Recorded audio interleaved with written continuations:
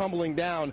We want to bring in Mark Walsh, who's a freelancer for Fox. You live just a few blocks away and witnessed. Dude, I live on the 43rd floor of a building which is 5 blocks from the World Trade Center itself. I witnessed the entire thing from beginning to end. People talk about how it looked like a movie. I know when I came walking down here early this morning and saw both towers on fire and people on every street corner, it was like a movie. But you watched the planes hit the towers. I was watching with my roommate. It was approximately several minutes after the first plane had hit. I saw this plane come out of nowhere and just ream right into the side of the Twin Tower, exploding through the other side. And then I witnessed both towers collapse, one first and then the second, mostly due to structural failure because the fire was just too intense. Obviously, there were a lot of people inside the buildings at the time. Two guys from the 7th precinct, the 1st precinct, the fire department right here, the 7th truck, those guys are all right there at ground zero when those things went down. And God bless, I know there's a lot of guys there that were around there, and hopefully they made it out.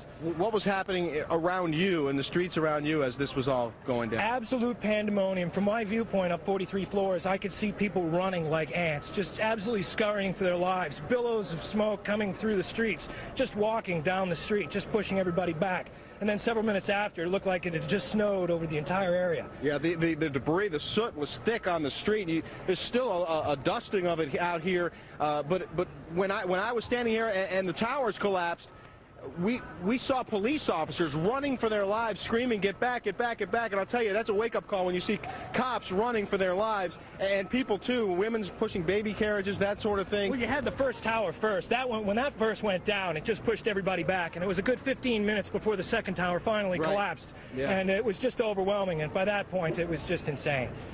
Well, I'm hearing a lot of similar stories from people who were inside the building. One gentleman we spoke to earlier today, John, was on the 77th floor and said it was a relatively orderly evacuation at that point after the first plane hit the first tower. Everyone going down the stairs, not a lot of panic. But when they got to the 6th floor, he says they felt a second shake.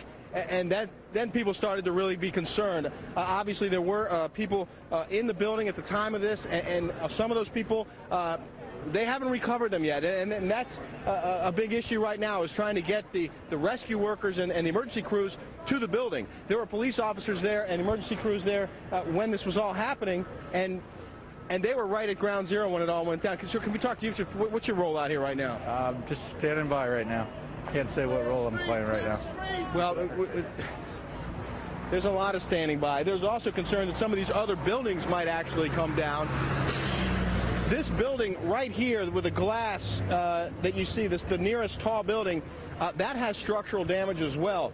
We saw a lot of glass broken out, and a corner of the building appeared to be in distress, and there's concern that there might actually be another collapse of that building.